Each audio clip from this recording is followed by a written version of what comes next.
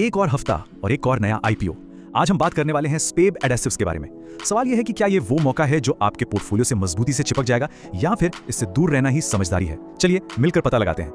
यही है आज का सबसे बड़ा सवाल।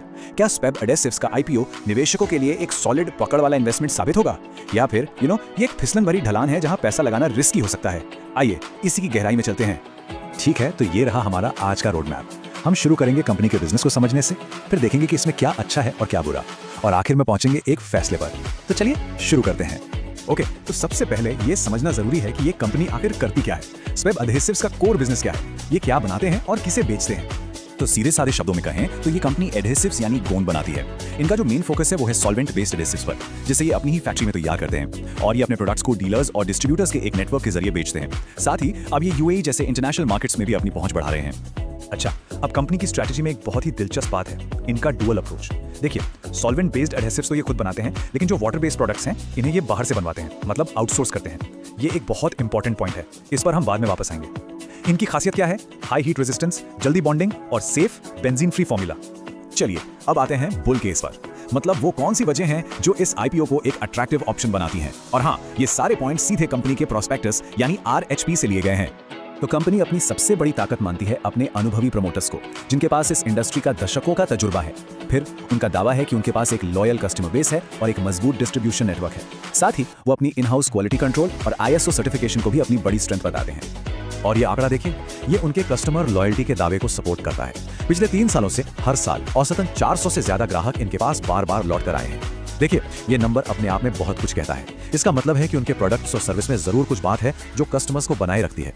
लेकिन जैसा हम हमेशा कहते हैं, एक स्मार्ट इन्वेस्टर हमेशा सिक्के का दूसरा पहलू भी देखता है। तो अब कहानी को थोड़ा पलटते हैं और समझते हैं बेयर केस को, मतलब वो कौन सी छुपी हुई कमजोरियां और रेड फ्लैग्स हैं जिन पर ध्यान देना बहुत बहुत जरूरी है।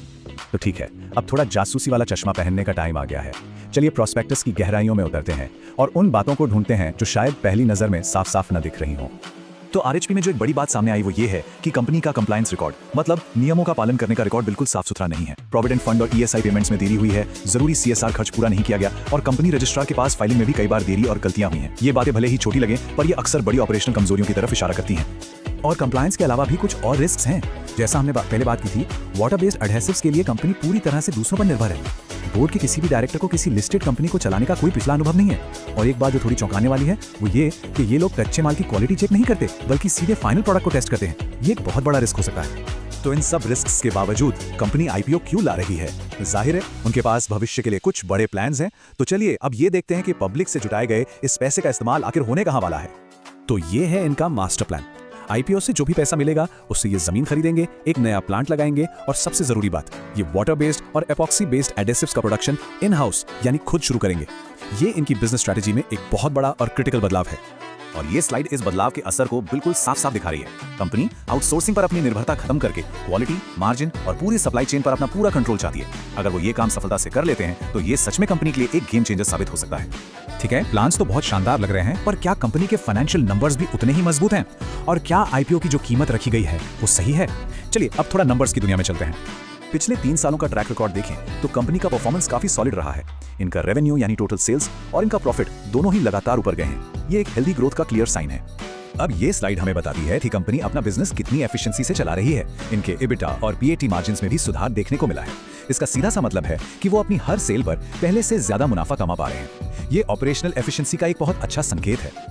और अब बात आती है वैल्यूएशन की, मतलब आईपीओ महंगा है या सस्ता। ये तय करने के लिए इसकी तुलना इंडस्ट्री की दूसरी लिस्टेड कंपनियों से की जाती है। इन कंपनियों का जो एवरेज पीई रेशियो है वो करीब 23.73 के आसपास है। अगर स्पेब कार्ड एडेसिव्स का आईपीओ इस एवरेज के आसपास लिस्ट होता है तो इसे एक फेयर प्राइसिंग माना जा सकता है। ठीक है, तो हमने कंपनी के बिजनेस, उसकी ताकत, उसके रिस्क्स, फ्यूचर प्लान्स और फाइनेंशियल्स सबको समझ लिया है। अब वक्त आ गया है इन सभी पॉइंट्स को एक साथ रखकर फाइनल वर्डिक्ट पर पहुंचने का। देखिए, जो लोग लंबे समय के लिए निवेश करते हैं उनके लिए ये एक इंटरेस्टिंग केस हो सकता है। कंपनी की जो ग्रोथ स्टोरी है, in house manufacturing, international expansion, ये सब सुनने में बहुत अच्छा लगता है, लेकिन इसे लागू करने में बहुत बड़े रिस्क हैं। और कंपनी का जो पिछला कंप्लायंस रिकॉर्ड है वो भी एक चिंता की बात है। अब बात करते हैं उन लोगों की जो सिर्फ लिस्टिंग डे गेन के लिए पैसा लगाते हैं। उनके लिए ये एक बहुत ही हाई रिस्क वाला दांव है। ये एक एसएमई आईपीओ है तो इसमें उतार चढ़ाव बहुत ज्यादा हो सकता है। लिस्टिंग गेन मिलेगा या नहीं इसकी कोई गारंटी नहीं है। सब कुछ मार्केट के मूड पर डिपेंड करेगा। हाँ, जो निवेशक हाई रिस्क लेने से नहीं घबराते उनके लिए ये एक अच्छा फिट हो सकता है। अगर कोई इन रेड फ्लैग्स जैसे आउटसोर्सिंग पर निर्भरता और कंप्लायंस की कमियों के साथ कंफर्टेबल है तो कंपनी के एक्सपेंशन प्लान की सफलता एक बहुत बड़ा रिवॉर्ड दे सकती है। ये एक classic high risk high reward वाला मामला है। तो आखिर में सवाल यही है, एक तरफ कंपनी का भविष्य काफी ब्राइट लग रहा है, लेकिन दूसरी तरफ ऑपरेशनल रिस्क भी बिल्कुल साफ साफ दिख रहे हैं। ऐसे में क्या स्पालेब एडजेसिव्स किसी इन्वेस्टमेंट पोर्टफोलियो के लिए सही फिट है? इसका जवाब आखिरकार हर इन्वेस्टर की अपनी रिस्क लेने की क्षमता और इन्वेस्टमेंट स्ट्रैटेजी पर ही निर्भर करता है।